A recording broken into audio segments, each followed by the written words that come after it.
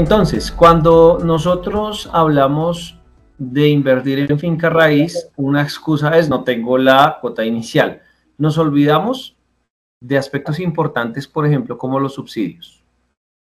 Nos olvidamos de que el gobierno tiene en ciertos sectores, en ciertos lugares, algunos planes de vivienda que permiten que personas que no tienen vivienda puedan acceder a vivienda propia. Yo recuerdo que la primera vivienda que yo compré, la compré con algo que se llamaba tasa fresh. Y eso básicamente era que el gobierno ayudaba con una parte de la tasa de interés que estábamos pagando. Entonces, si alguien compraba una vivienda y la tasa era del 12%, el gobierno le daba 3 puntos porcentuales y eso significaba que solo se pagaba el 9%. También existen los fondos de empleados y es curioso que muchas veces ni siquiera los contemplamos para una inversión tan importante como la vivienda. Yo creo que después de la educación, la vivienda es la mejor inversión que existe. Y los fondos de empleados son un gran aliado para poder conseguir o hacer la consecución de esos recursos para comprar vivienda. Y bueno, finalmente existe algo en el ecosistema financiero que se llama banca de fomento. Y en la banca de fomento hay un banco de segundo piso que es especializado en que se fomente la compra de vivienda y se llama Fondo Nacional del Ahorro. Entonces, su especialidad es promover la compra de vivienda, promover que las personas tengan vivienda.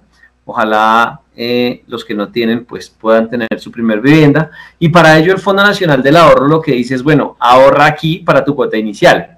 Guarda tus cesantías aquí para tu cuota inicial y luego yo te ayudo para sacar un crédito, para darte ese crédito. Y por último, si ya acudiendo a todas estas alternativas no completamos la cuota inicial de un inmueble, también está el plan de ahorro y también está la compra sobre planos, que yo creo que eso es algo que muchos obvian y dicen, yo no voy a buscar proyectos porque todavía no tengo la cuota inicial. Y resulta que tú puedes ir a un proyecto, por ejemplo, una sala de ventas de Amarillo que está para entrega en el 2026 y decir, oye, yo quiero separar un apartamento y te doy 1 millón, 2 millones y comienzo a hacer un plan de pagos que viene siendo un plan de ahorro. Y eso se hace a través de una fiducia que garantiza que esos recursos se van a utilizar exclusivamente en ese proyecto. No hay que comprar sin fiducia, porque hay personas en el mundo, en el país, que compran sin fiducia. A constructoras que si no utilizan fiducia, pues no tienen una forma de garantizarle al consumidor que van a cumplirle con lo pactado. El segundo tema, después de uno decir, oiga, sí, me convenció, Iván, la cuota inicial, la puedo reunir por muchísimos mecanismos y en últimas puedo comprar sobre planos. Eso se le llama comprar en lista cero. Eso tiene unas ventajas súper importantes. Si les llama la atención, busquen por internet, compra de lista cero. ¿Qué significa eso? Eso tiene unas ventajas importantísimas en temas de valorización. El segundo paso es que, pues, conocer el mercado inmobiliario. Y en el mercado inmobiliario básicamente tenemos dos opciones. O compramos vivienda usada o compramos vivienda nueva. Las dos tienen pros y contras. Si yo compro vivienda usada, entro a negociar, pero existe algo que se llaman los vicios ocultos, que son cosas que tal vez no te van a contar quien esté vendiendo la vivienda, porque no tiene ninguna obligación después de vendértela. Es decir, uno jamás compra una vivienda usada con garantía, mientras que si uno compra una vivienda nueva tiene un servicio de postventa, que en el caso de Amarillo, siendo yo cliente de Amarillo, funciona muy bien por la página web, no tengo que moverme de mi trabajo. Entonces, ahí hay unos aspectos importantes que hay que tener en cuenta. Entonces, voy a comprar vivienda usada, tengo que más o menos hacerme una mini especialización en qué aspectos importantes debo tener en cuenta a la hora de comprar una vivienda usada. Piensen en los vicios ocultos, que eso, pues, si alguien está vendiendo una vivienda usada, pues, normalmente no lo va a decir. Es decir, no te va a decir, oye, tienes que renovar el techo porque se te va a caer encima. Te va a decir, tengo la vivienda en este precio, ¿te interesa? Mírala, obsérvala, mira qué tienes que hacerle y si te sirve el precio, me la pagas y yo te la vendo. Y eso, pues, es importante analizarlo. Cuando ustedes se acercan a una sala de ventas de un proyecto nuevo, pues les van a ofrecer unas características, les van a ofrecer una construcción recién hecha y les van a ofrecer un servicio de garantía, un servicio de postventa. ¿Listo? Entonces, ahí hay dos aspectos importantes a revisar. Toda la parte de negociación en vivienda nueva media una fiduciaria. Para los que de pronto no saben por qué media una fiduciaria, la fiduciaria es un intermediario del mercado, del sistema financiero, que maneja un negocio que se llama la fiducia mercantil y la fiducia de encargo.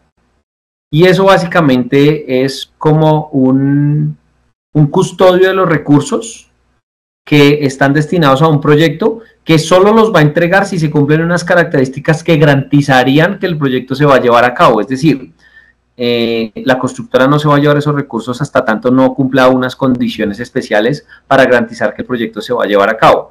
Y de esta manera podemos comprar sobre planos y podemos depositar a nuestro nombre en una cuenta que funciona, hagan de cuenta que es como una cuenta ahorrito, que está destinada exclusivamente para la compra de una vivienda en una situación, en una ubicación específica, en un proyecto específico, y que solo si se cumplen las condiciones, digamos, para poderla construir, condiciones legales, estructurales, de presupuesto, de todo, se construye y se utilizan los recursos. De lo contrario, se le devuelven al fideicomitente, que es el que pone los recursos. Y esto básicamente que genera unas garantías para la compra de vivienda, que todavía no es un bien cierto porque puede ser sobre planos.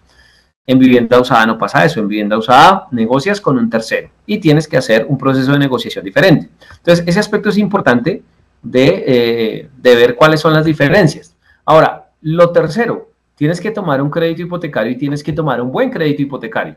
Y para esto, yo les voy a hablar del crédito hipotecario de una forma un poco singular.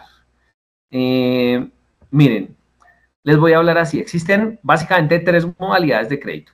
La primera modalidad es el crédito hipotecario en pesos.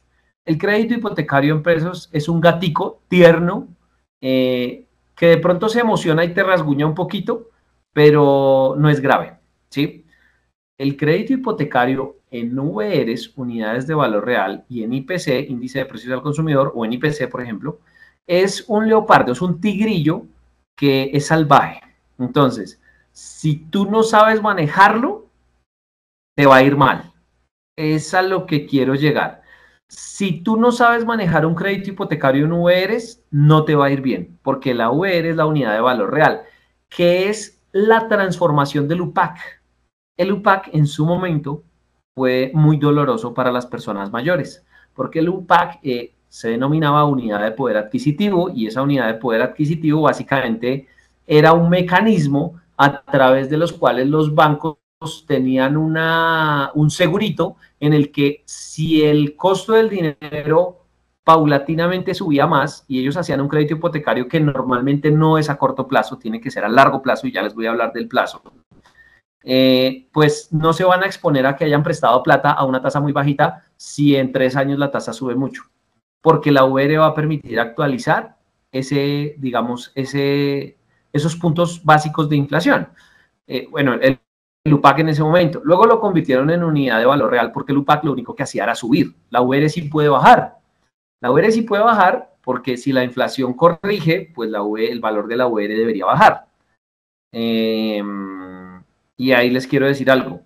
Estamos en un país en desarrollo, un país donde la palabra inflación casi siempre es un valor positivo, es decir, casi siempre los precios suben, no bajan.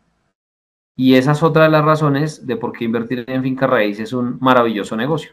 Porque cuando tú construyes una propiedad, tú la construyes con mano de obra de ese año, tú la construyes con ladrillos comprados ese año, y la construyes con concreto y acero comprado ese año. Y si ustedes se ponen a analizar hace 20 años cuánto valía la hora de mano de obra, cuánto valía un ladrillo, cuánto valía un bulto de cemento, cuánto valía, por ejemplo, el acero, pues se van a dar cuenta que eso ha subido de precio bastante por inflación. Entonces, un crédito hipotecario en URs o IPC, pues es un poco peligroso porque pues va a acumular esas inflaciones que podamos tener. Ahora, queda otra opción. La otra opción es el leasing hipotecario, que también puede ser en URs y en IPCs. Y esto es lo más parecido a un león en reposo. Si lo despiertas, te va peor que con el tigrillo. Entonces, básicamente el leasing es un mecanismo a través del cual puedes acceder a que te presten más del 70% de lo que vale la vivienda. Te pueden prestar hasta un 90%. básicamente solo pones el 10%. Eso es una maravilla porque dices, el problema era conseguir que me prestaran la plata o no podía conseguir el 30%, pero sí el 10%. Entonces es un buen mecanismo para comprar vivienda. Ahora, ¿qué ocurre con el leasing? Que en el leasing la propiedad es del banco todo el tiempo. Y el leasing es una tabla de amortización, es decir, hagan de cuenta que es un crédito, pero que se vende como si fuera un arrendamiento. Entonces las cuotas son los cánones de arrendamiento. Solo que cuando tú sacaste el crédito, digamos, a 240 cuotas y vas en la 239, el banco te dice, mira, págame 1.000.000 de más y te escrituro ese inmueble porque ya cumpliste la cantidad de pagos. Y el inmueble ya pasa a tu declaración de renta, o sea, ya lo declaras como un activo tuyo. Antes no. ¿Qué ocurre con el leasing? Porque es un león dormido. Porque si tú en los 20 años que dura el crédito llegaste a tener una contingencia y por esa contingencia, después de haber pagado la cuota de ese leasing durante 10 años y por culpa de esa contingencia te quedaste sin flujo de caja y te quedas más de 2 cuotas incumpliéndole al banco, el banco te borra todos esos 10 años que tú pagaste y simplemente sigues pagando arriendo. Y si tú no logras pagar, el banco te dice, por favor, devuélvame mi propiedad, pues se la voy a arrendar a otra persona. Tú no estás pagando el arriendo. Y como que pierdes esa antigüedad en las cuotas. Entonces es un poco peligroso porque, perfecto, te prestan más del 70%, te pueden prestar hasta un 90% de lo que vale tu propiedad. Pero ¿qué pasa? En los 20 años que dure el crédito, en los 15 años o en los 10 años que dure el crédito, nunca puedes quedarte sin flujo de caja. Y pues es bastante plazo y la incertidumbre es muy alta cuando tenemos ires y venires en la economía y cuando puestos de trabajo se crean, pero también puestos de trabajo se pierden. Entonces ahí es un poquito, digamos, ¿qué decisión voy a tomar a la hora de tomar un crédito? ¿Qué quiero? ¿Un gatico lindo? ¿Quiero un tigrillo o quiero un león dormido? Yo les aconsejo que si es la primera vivienda, te vayas por el gatico tierno, porque tal vez si es tu quinta vivienda, tu cuarta vivienda, pues te puedes ir por el león dormido porque vas a tener 4 viviendas que te paguen renta o 4 propiedades de finca raíz, porque pueden ser comerciales y oficinas, que te generan flujo de caja, que minimizan la posibilidad de que en 20 años te quedes sin flujo de caja. Entonces puedes consentir el león. Pero si no, si es tu primera vivienda, pues busca un crédito hipotecario en pesos. Eso es, digamos, como lo debiéramos entender, un poco singular la explicación, pero la idea es que nos llevemos como una idea de por qué existen tantos créditos y qué condiciones tiene cada uno de esos créditos. Ahora viene una parte y es, ¿vamos a sacar el crédito a largo plazo o a corto plazo? Entonces, aquí viene como un malabarismo que tenemos que hacer. Porque, ¿qué pasa? Que si yo escojo mayor plazo, mi cuota va a ser proporcionalmente más pequeña. Si yo escojo menor plazo, mi cuota proporcionalmente va a ser más grande. Es un juego de equilibrio porque depende de tu flujo de caja. Depende de tu flujo de caja. Creo que al 80% de las personas les encanta pagar rápidamente sus créditos. Creo que de los que están acá conectados, la mayoría, si yo hiciera una encuesta, me dirían, yo prefiero sacar un crédito a 20 años y pagarlo en 5 años si es posible. Si me es posible, lo pago antes. Apenas el 20% dice, no, si yo lo saqué a 20 años, yo lo pago a 20 años. Adivinen, yo soy inversor de finca raíz. ¿En qué grupo estoy yo? En el 20%.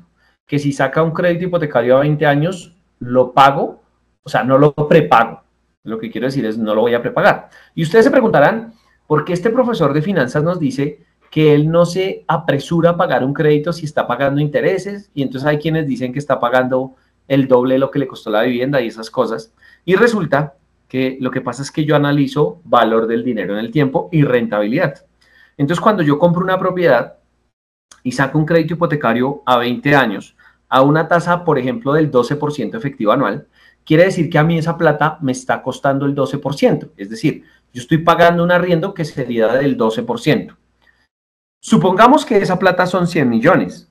Entonces yo estaría pagando 12 millones de pesos de solo intereses cada año durante 20 años. Es harta plata, ¿cierto? Van a ser 240 millones de más por 100 millones. Dirán, wow, es casi 3 veces lo que pidió prestado. Se van a aterrar, pero no están analizando una parte de la ecuación. Adivinen qué se les está quedando por fuera. Se les está quedando por fuera que cuando tú tienes una propiedad de renta, tu propiedad se va a valorizar por lo menos la inflación, por lo menos la inflación. Ahora, si construyen un centro comercial al lado, o un estadio, u oficinas, o edificios, o si la ciudad crece y rodea esa propiedad se va a valorizar más. Entonces estamos hablando que en un país donde la inflación puede llegar al 12% anual, pues tu propiedad cada año va a valer 12% más. O sea, lo que te costó 100 millones va a valer 12 millones más. Ahí ya pagaste los intereses.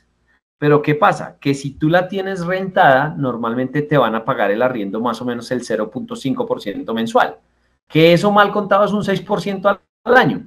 Es decir, que tu rentabilidad real en una propiedad es del 18%. Si tú estás pagando el 12%, entre más tiempo tengas en uso ese dinero, mejor va a ser para ti. Y eso es algo que solo un financiero se pone a pensar, ¿no? Porque pensamos en rentabilidades y pensamos de forma relativa, no absoluta, ¿cierto? Alguien pensaría de manera absoluta y diría, pagué 3 veces el crédito, ¿qué mal negocio hice? Los financieros piensan de manera relativa y dirían, me estoy ganando el 18, estoy pagando el 12, me estoy ganando neto el 6, ¿cierto? Por aquí me escriben en el chat que chévere, me están escuchando, muy chévere. Dicen, el pago del crédito depende, porque si es la primera vivienda, un crédito a 20 años te puede sangrar. Puede tomar los 20 años, pero la realidad es que debe pagarlo en la mitad del tiempo. La inflación puede ayudar y si se valoriza, pero no en una proporción que justifique tenerlo 20 años. Blanca, te voy a poner un ejemplo. Hace exactamente 15 años compré una propiedad que costó 54 millones, más 17 millones que costó arreglarla. Ese crédito salió a 20 años. La cuota mensual, en ese momento que el salario mínimo valía 500,000 pesos, la cuota mensual de ese crédito era 560,000 y el arriendo que pagaba era 600,000 pesos.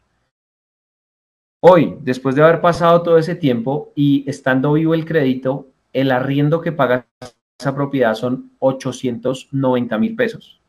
Y la cuota, como se sacó a cuota fija pesos, sigue siendo exactamente la misma. ¿Listo? Y es ahí donde hay un secreto. Por eso lo que tú dices, es muy interesante pues que lo pongas en el chat, sí, pero es lo que yo estoy tratando de explicar. Ojo que la valorización es del 12 y si tú lo tienes rentado o si lo estás usando es lo mismo porque de todas maneras irías a pagarle arriendo a alguien y ese arriendo no lo vas a recuperar nunca. Entonces es lo mismo que si vivieras o que si lo tenías arrendado, te va a rentar el 6% al año más el 12 es 18%. Cuando tú pones dinero que te prestaron al 12% y lo pones a rentar al 18%, estás ganando. ¿Qué esperarías? Que te dejen tener utilizando ese dinero el mayor tiempo que puedas para poderle sacar ese 6%, ojalá toda tu vida. Y eso es, digamos, la maravilla de tomar crédito. Esa es una de las cosas maravillosas de apalancarse para comprar vivienda. Realmente yo no le tengo miedo a apalancarme para comprar vivienda. Yo soy experto en finanzas y yo todos los años saco un hipotecario. Básicamente porque lo que les digo, si a mí me prestan al 12 y yo pongo esa plata a ganarse el 18, pues es maravilloso para mí, ¿cierto? La primera vivienda normalmente en Colombia es para que la gente viva en él, sí, sí y no, porque tengo conocidos que dicen, no he comprado vivienda, ¿por qué no has comprado? No, es que la que me gusta vale 500 millones y yo me gano 3 millones. Entonces, no, hasta que no ahorre. Pues van a ahorrar y su ahorro se va a depreciar por inflación, o sea, el dinero paulatinamente va a valer menos y nunca van a reunir la cuota inicial de esa propiedad. Entonces, tal vez a ese tipo de personas les convendría comprar una vivienda de menor costo en un lugar donde no esperen vivir, pero donde puedan arrendársela a alguien que sí puede vivir ahí, digamos, que le sirve vivir ahí, ¿cierto? A la periferia de la ciudad, en barrios estratos 2, 3, ¿cierto? Y ahí es donde está, digamos, el tema. A veces la vivienda que tú compras no necesariamente es para vivir. La primera vivienda que yo compré fue para vivir, pero luego la renté. para irme a una zona, digamos, que me gustaba más. Y ahí para adelante, pues nunca se ha comprado para vivir. Y si ustedes comparan, digamos, los grandes inversores de vivienda, por ejemplo, en Manhattan, ellos tienen 500, 600, 2000 apartamentos y no han vivido en ninguno de ellos. Es decir, que ese puede ser un mito urbano, ¿no? El negocio es de flujo de caja, no de rentabilidad. De ahí que es bueno tener en cuenta que el arrendamiento debe cubrir la cuota del banco, de lo contrario no es buen negocio. Jamás el arrendamiento va a cubrir la cuota del banco. Es decir, nunca va a ser un buen negocio si tenemos en cuenta eso, Carlos. ¿Qué pasa? Que si tú compras una vivienda de 200 millones y prestas 140 millones, tu cuota bajito va a ser 1,5 millones. Y esa propiedad no te va a pagar más de 1,400,000. Y a eso descuéntale la administración. Entonces nunca esa cuota va a pagar la cuota del banco. Siempre la vas a tener que subsidiar por lo menos 3 años. ¿Por qué 3 o 4 años? Porque cada año tú aumentas el valor del arriendo por inflación. Pero si tú sacas un crédito tasa fija, la tasa va a mantener, un crédito cuota fija, perdón, la cuota va a ser siempre la misma durante los 20 años. Entonces, después del tercer año, el arriendo ha subido de manera exponencial, digamos, interés sobre interés, o sea, ha subido y ha subido y ha subido, tanto que ya te paga la cuota y te queda para la administración. Pero los primeros 3 años siempre vas a tener que subsidiar esa cuota, siempre, lo cual no es malo, porque cuando llegas al tercer año ya no tienes que subsidiar más, pero cada año se te va a valorizar, se va a seguir pagando solo y eso va a significar que en el futuro tú vas a tener un patrimonio importante del cual disfrutar cuando te quieras jubilar. Hay personas que tienen planes de inversión en finca raíz y se jubilan tempranamente, a los 50 años, con 10 apartamentos. Pero no buscaron prepagar las deudas, sino buscaron fue acumular para cuotas iniciales lo más rápido que pudieran para comprar más propiedades y subsidiar de su flujo de caja del trabajo que uno hace activo mensualmente, esas cuotas durante los primeros 3 años. ¿Listo? Listo. Bien. Comparación en un país de vía de desarrollo contra un país capitalista. Bueno, es que lo decía era por... A ver, lo decías porque era una ciudad en desarrollo que es la capital del mundo. Pero de hecho en un país en desarrollo hay más oportunidades que en un país desarrollado.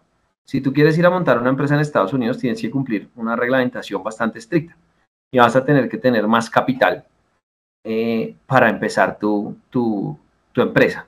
Si tú estás en Colombia, perdona más. Aquí se perdona más. Aquí la regulación es un poquito más laxa, aunque nos parezca difícil, pero sí es un poquito más laxa.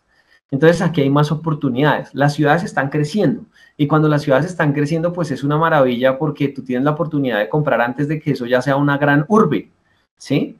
Y si ustedes de pronto no me creen eso, les invito a hacer algo. Yo sé que parece como que, oye, no le creo que eso sea así. Bueno, hagan una cosa, revisen hace 20 años cuánto se está vendiendo una propiedad y miren cuánto vale hoy. ¿Sí? Revisen, digamos, los primeros proyectos que salieron, digamos, de Amarillo, en cuánto salieron y en dónde salieron, y hoy revisen cuánto pagan de arriendo, miren cuánto valdría la cuota y miren cuánto vale la propiedad. Y se van a dar cuenta que lo que yo les estoy diciendo no son mentiras, que corresponde a un análisis juicioso, de manera experta, del tema financiero en compra de vivienda de inversión, en finca raíz. Es algo muy chévere, es algo muy chévere. Mi recomendación, ¿cuál es? Si tú quieres ser un inversionista de finca raíz, busca el mayor plazo para que te quede la menor cuota posible, así no te ahorcas en flujo de caja y rápidamente puedes ir juntando para una cuota inicial de otra propiedad. Y sigues tomando posiciones que después de 3 años se van a pagar solas. Pero los primeros 3 o 4 años sí vas a tener que subsidiarlas un poquito. Es decir, el arriendo no te va a cubrir la cuota del banco. Va a ser muy difícil que alguien te arriende una propiedad y que te pague la cuota del banco, porque lo que va a razonar esa persona es, ay, yo tan bobo, si estoy pagando la cuota, si estoy pagando un arriendo que equivale a la cuota del banco, pues mejor compro la propiedad y no la arriendo. Por esa razón, pues nunca te van a pagar lo que vale la cuota. Otra razón para que no te paguen eso. Pero después de 3 años sí, porque tú congelas el crédito, o sea, sacas un crédito en tasa fija, que era lo que les comentaba, un gatito, que es muy fácil de manejar. El último paso, voy a pasar ya aquí, está muy chévere la participación, está muy chévere los comentarios que hacen. Eso está muy bien porque es que fíjense que cuando ustedes hacen esos comentarios me permiten como romper ciertos paradigmas y eso es muy importante. El cuarto paso que voy a hablarles es de los gastos relacionados, porque hablamos, bueno, ¿de dónde vamos a sacar para la cuota inicial? Luego, ¿qué vamos a hacer? ¿Comprar nuevo o usado? ¿Qué variables hay ahí? Luego, entonces, ¿qué tipo de crédito es el más apropiado dependiendo mi madurez como inversionista de finca raíz? Si estoy empezando, mejor un cuota fija a pesos. Si ya tengo varias propiedades, bueno, puedo tomar posiciones con leasing porque me permite comprar pues a mejores precios porque en el futuro de pronto se valoricen bastante. Bueno, Santiago dice, o sea que lo mejor es arrendar después de 3 años, ¿cierto? No. Ahí no quiere decir que tú tengas la propiedad 3 años sin rentar. No, para nada. Tú la adquieres y si la vas a rentar es desde el momento cero. Lo que pasa es que no puedes pretender que desde el momento cero lo que te pagan de arriendo te pague la cuota del banco porque eso no va a pasar. Lo que pasa es que como tú tomaste un crédito ahí en ese momento cero, ¿sí? Cada año que pase va a ser un poquito más costoso para alguien comprar esa misma propiedad, es decir, que va a necesitar tomar más crédito. Entonces la cuota pues va a ser más alta, obviamente. Y si pasan 3 o 4 años, pues además de eso, el valor del arriendo sube por inflación, porque tú tienes el derecho a ajustar el arriendo, los cánones de arrendamiento por inflación. Y es lo que todos los rentistas de capital hacemos cada año. Entonces, mira, tú me pagabas 1.000.000, ya no me pagas 1.000.000, sino 1.100.000. Y así con todos, ¿cierto? Pero como yo compré la propiedad en el pasado, pues en el pasado valía menos, en el pasado tuve que tomar menos crédito y por eso es que después del tercer año es que ya la propiedad, o del cuarto año más o menos, es que la propiedad se comienza a pagar sola. Eso es un mito que nos tiene que pagar lo que pagamos de cuotas desde el momento cero porque eso no va a pasar. O sea, la persona que arrienda pues va a decir, pues para esa gracia compro.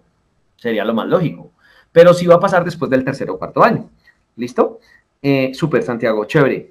Eduardo, ¿qué es mejor, sacar un crédito a 20 años y pagarlo en 5 o sacarlo a 10 años y pagarlo en 5? ¿Yo qué haría? Yo, Iván Tunjano, inversionista de finca raíz, yo sacaría un crédito a 20 años y me demoraría los 20 años pagándolo. Porque yo no quiero tener una vivienda al final de 5 años. Yo quiero tener 5 viviendas al final de 20 años o 10 viviendas al final de 20 años. Entonces yo lo que haría es que subsidiaría ese crédito los primeros 3 o 4 años y ya dejaría que se pagara solo, pero me concentraría en volver a ahorrar otra cuota inicial para comprar otra vivienda. ¿Listo? Luceli, muchas gracias por el comentario. Un inmueble al año no hace daño, así es, tal cual, es eso. Pero nos queda faltando el último pasito, la última cosita y viene la profesora a darles la charla que ella tiene preparada para ustedes y es gastos relacionados. ¿Qué gastos tiene una vivienda en Colombia? La cuota inicial, listo, ya hablamos de eso. ¿Qué otro? Los gastos de escrituración. Solo en beneficencia en gobernación es el 2% de lo que vale la propiedad. Es decir, que si tú compras una propiedad de 200 millones, tienes que pagar el 2% solamente de gastos de escrituración. Ahí van 4 millones. Perdón, de beneficencia y gobernación. Ahí van 4 millones. Y hace falta pagar los gastos de escrituración. Y hace falta pagar los gastos de hipoteca. Porque la notaría te va a cobrar por constituir ese documento. ¿Sí? Para una propiedad de esas te puede valer 800.000 pesos y tal vez 1.200.000 los gastos de escrituración. Entonces, más o menos que para una vivienda de 200 millones, te vas a tener que tener en el bolsillo además, unos 8 millones de pesos. Mentiras, unos 6 millones, de 5 a 6 millones de pesos para tu escrituración. ¿Sí?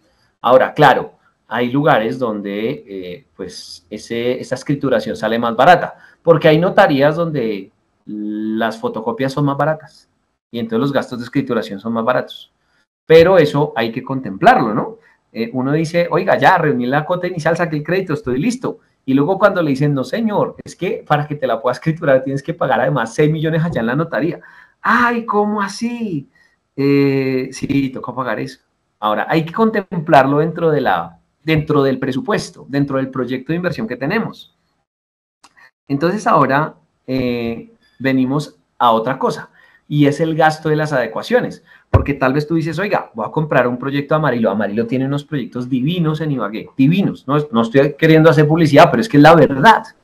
Hay una hacienda al lado del aeropuerto que están haciendo hermosísima, y hay una cantidad de oferta de inmuebles espectaculares, así como hicieron en Villavicencio. En Villavicencio es lindísima la urbanización que hicieron, en Cajicá es aún mejor la urbanización que hicieron, en Lagos de Torca viene otra cosa maravillosa, y entonces es ahí donde uno debe tomar posiciones, ¿sí? En el sitio donde su presupuesto le dé. Pero resulta que hay unos apartamentos que te dicen, te los entrego en obra gris, porque son viviendas de interés social. Listo. Entonces las personas se tallan la cabeza y sufren porque dicen, no, ahora me toca hacerle terminados. No, ahora no, los maestros no trabajan juiciosos. No, no me van a cumplir. Miren, la mejor manera es contratar una empresa donde medie un contrato, donde se firme y se autentique en lo posible. Y para que, digamos, hagas un buen cálculo, tú deberías más o menos presupuestar entre 400,000 y 600,000 pesos el metro cuadrado para una vivienda de interés social. Ahora, puedes irte a más, puedes irte a 1.000.000 de pesos el metro cuadrado, puedes irte a 700,000 pesos el metro cuadrado. O sea, si es un apartamento de 50 metros y le inviertes 1.000.000 por metro cuadrado, le vas a invertir 50 millones.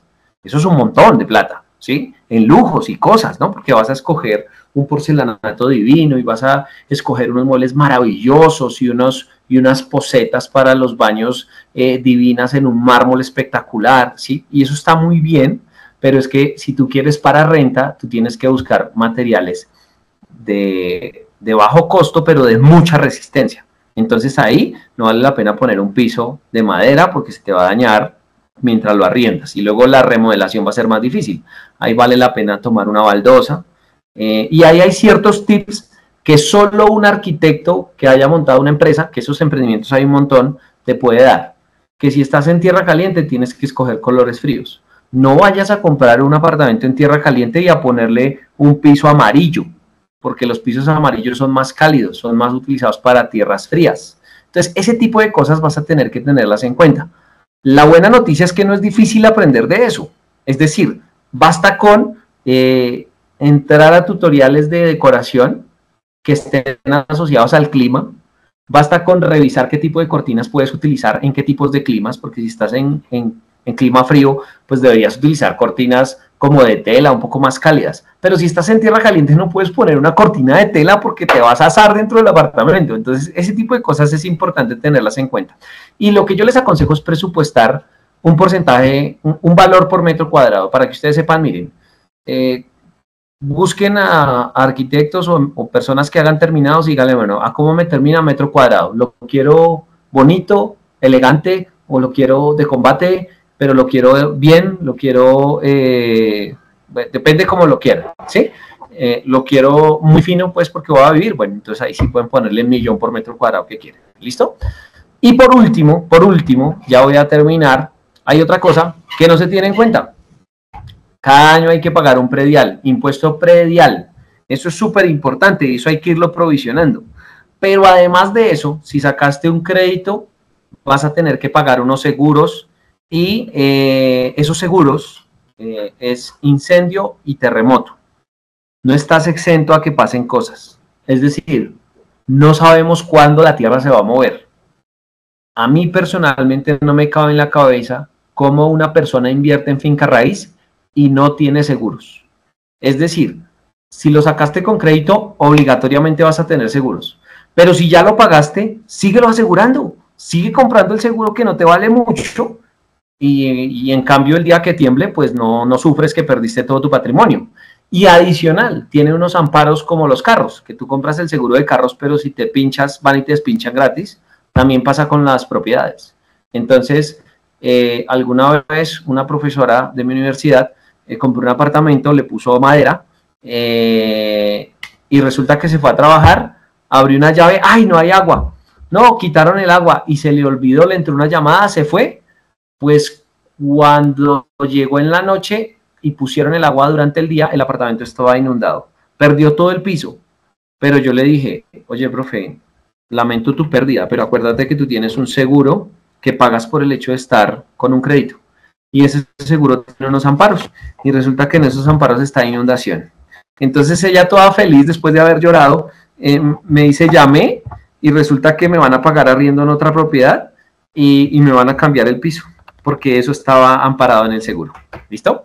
Eso es importante tener los seguros.